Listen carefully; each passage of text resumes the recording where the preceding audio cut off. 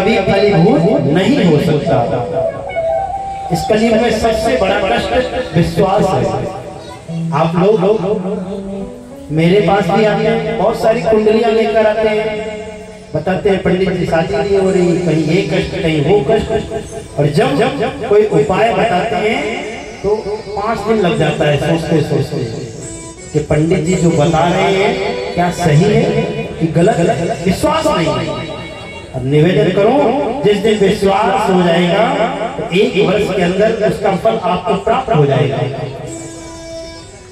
भगवान की कृपा होती है। हम लोग तो एक माध्यम है, ब्राह्मण गुरु संत एक माध्यम है।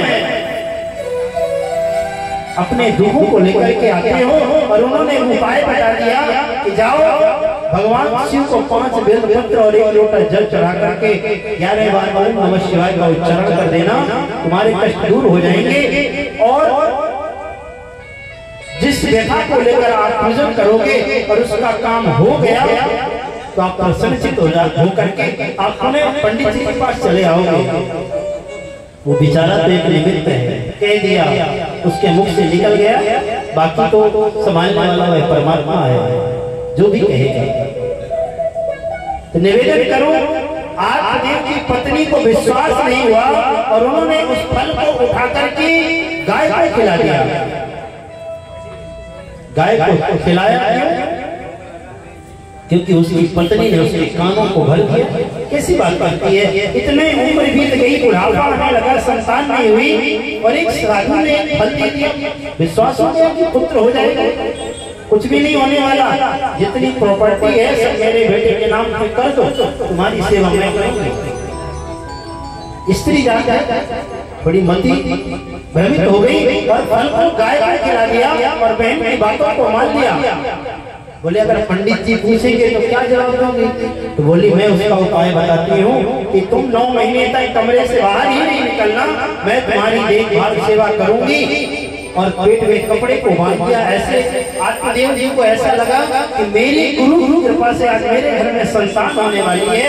समय बीतता गया बीतता गया बीतता गया और उसकी बहन ने एक अपने ही दूसरी बहन के बालक को ला करके रात्रि में लटा दिया और सुबह जितने ही आत्मदेव नाम के ब्राह्मण को कह दिया आपके घर में संतान हो गई, वो भी पुत्र हुआ है।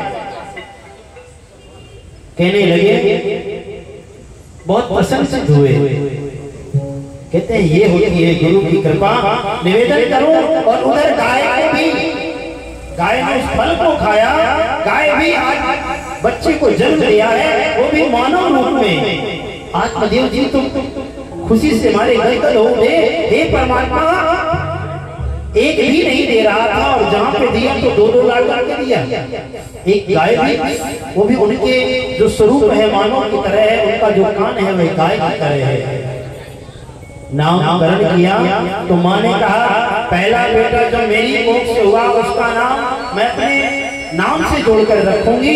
उनकी पत्नी का नाम धुंधली था और अपने बेटे का नाम धुंधकारी रख दिया। और जो गाय से बछड़ा जन्म लिया था उसका नाम गोकर्ण रख दिया।